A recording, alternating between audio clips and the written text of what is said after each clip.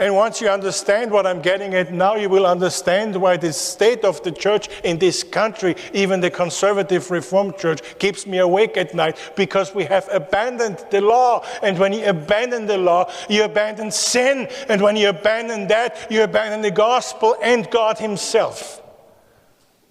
If you don't have the law anymore, you cannot define sin anymore.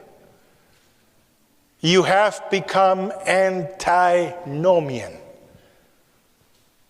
And therefore, false doctrines that are celebrating a heyday in the Reformed Church, like the so-called radical two-kingdom doctrine, are horrific assaults on the glory of God and the well-being of the church, and allowing it in a denomination or in a church is a horrific crime. That the law of God is not applicable anymore. If the law of God is not applicable anymore, how in the world do you want to define sin? Love the Lord your God with all your heart, mind, soul, and strength is also a law.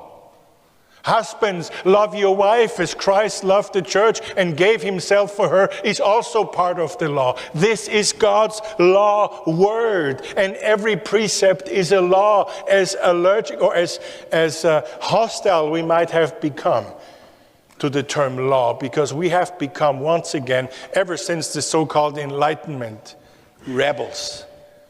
Even in the church. So without the law, you do not know the true character of God. It will never change, because God never changes.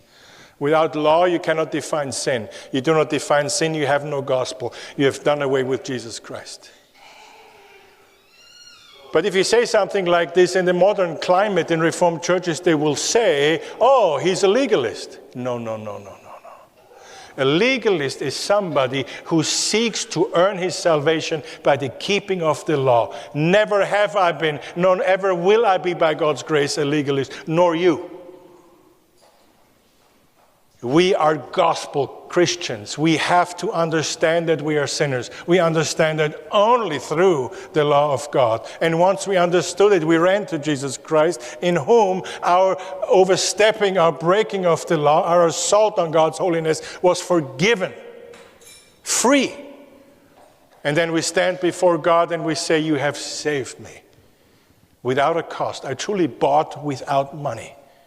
How can I ever repay you? Well, you can't. How can I show my gratitude? And Christ says, if you love me, keep my law. Commandments.